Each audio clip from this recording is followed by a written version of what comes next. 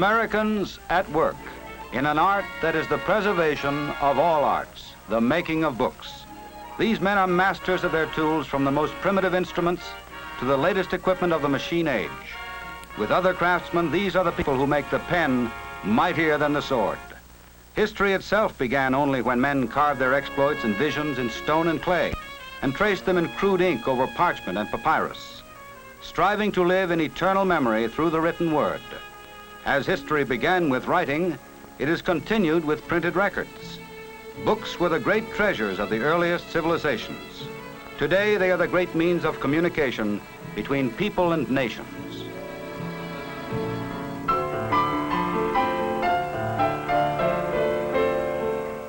Even in the most modern bookbinderies, Americans pursue a craft steeped in the tradition of ancient guilds. Although the books most of us buy are machine-made, all qualified journeyman bookbinders must know how to take apart and put together a book by hand. Books from collections of an earlier day must be restored. And this is a loving art, regarded almost with reverence by its practitioners. The well-worn inheritance must be carefully undone. Remove the broken cover. Unstring the worn-out threads. Take the precious publication back to the beginnings of a book. This is a work of infinite patience, of painstaking attention to detail, of fingered skill that is equal to the occasion. Good books are constantly given rebirth by workers like these.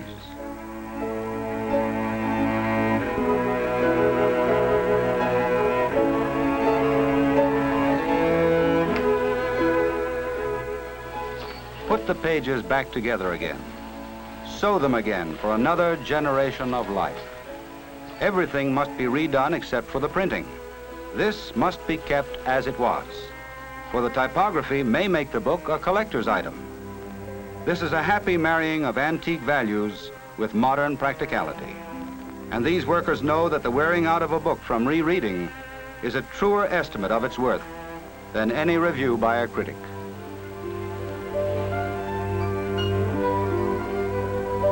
Hammer the book into a shape better than when it was new. Make it last longer this time. No matter how easy it looks, there's a knack to this that must be learned, handed down, applied thoughtfully.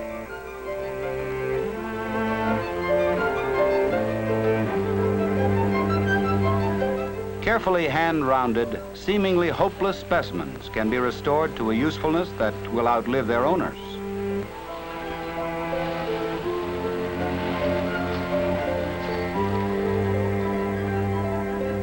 A bath is prepared for marbleizing the pages of the ancient book. Any one of a number of patterns may be created by spattering spots of color, deftly placing them, just so.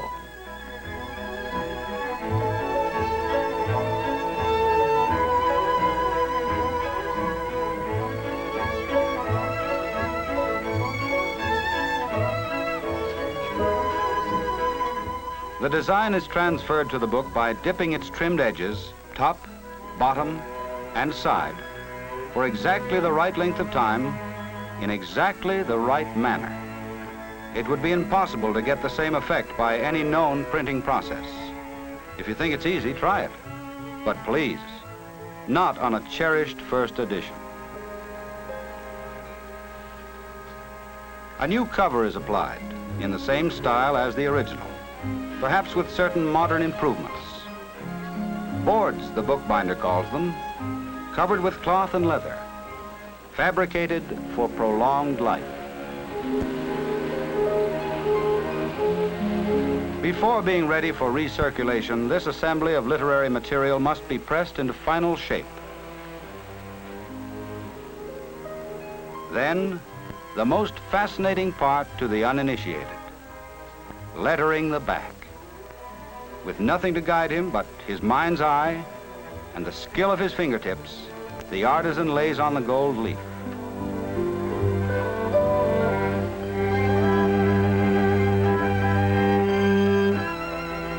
With quick, expert strokes, he stamps the title and other pertinent information.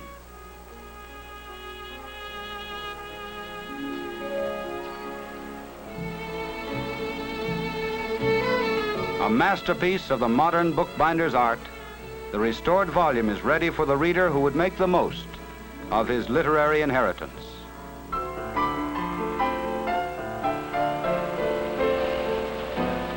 Today, large sheets bearing several pages come off the printing presses. Traditionally, these sheets are just about the size of the skin from one sheep, used for printing long before paper was a practical possibility. The uncut sheets go to the folding machines, which fold them to desired sizes called folio, quarto, and octavo, depending on the number of folds.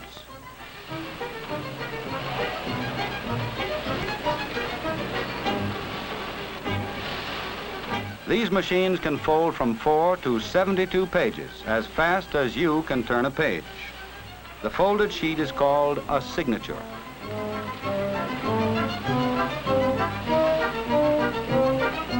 Almost faster than you can follow the action, nimble fingers gather the signatures in the proper order, and by foot action of the woman operator, feed them to a sewing machine.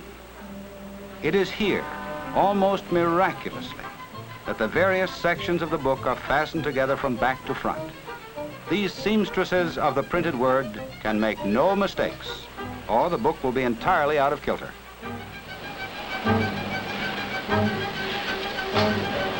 Since the resulting sewn portions of the book form a spongy collection of pages, they are put in a mashing machine to press them more tightly together in uniform thickness. A trimming machine shaves the edges of the pages to give the clean, smooth look and feel that you know in the finished book. This tumble-type trimmer somewhat resembles the cold-cut slicer of your butcher. It is this process that makes it possible to thumb through a book to a wanted page, for that elusive fact or quotation that you need so badly at the moment.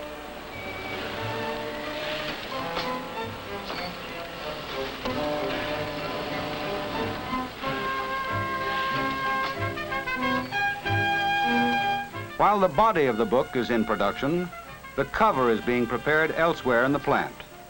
First, the boards, as they are called, are cut to size. These will become front and back parts of the covers. As they proceed on their way to becoming covers, the boards may be imprinted with title and artwork.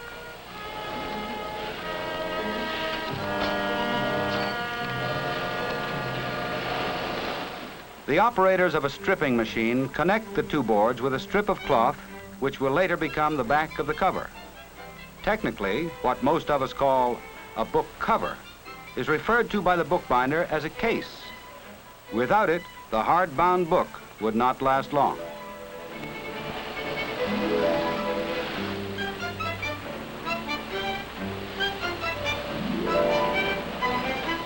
Several more steps are necessary before the book is ready for its cover. A kind of merry-go-round has been devised by the practitioners of this trade to combine these steps and to supplement their manual ability. This machine does many of the things we saw earlier being done by hand. But while handicraft sets the standard of quality, these workers control expertly the machines needed today for modern mass production. At this stage, the back is rounded into its familiar shape, so you can conveniently turn the pages. It is lined and glued in readiness for the covers. It is here that the men who feed and tend this machine must feel most the truth of the biblical statement, of the making of many books, there is no end.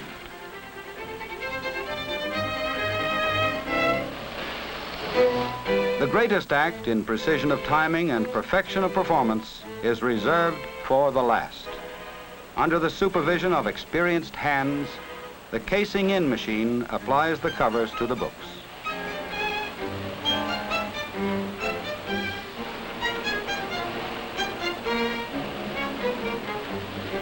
The watchful eye of the trained craftsman is especially needed at this point. Each book, with its cover, must satisfy inspectors that it will not fall apart in your hand. Now the total job must be given final shape. The complete assembly of pages and cover is put into a press, where it is kept until thoroughly dry. Then the book is ready for you.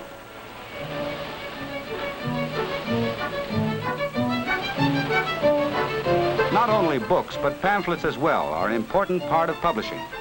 These women are gathering the pages in correct order and placing them on a fast-moving saddle for subsequent stitching or gluing.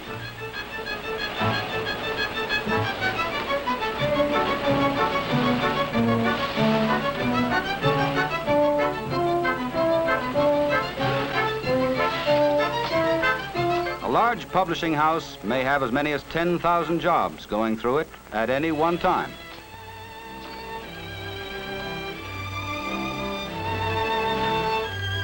Making the ruled pages of notebooks and ledgers is a fascinating aspect of this trade. The paper ruler here has an arsenal of implements at his disposal. For some forms, he uses discs. For others, he uses pen points to spread the ink that divides the page into countless different patterns. A seemingly endless river of paper may be printed on both sides simultaneously when this craftsman makes an ingenious adjustment of either discs or pens above and below. It is doubtful that the bookkeeping of our industrial world could be carried on without this activity.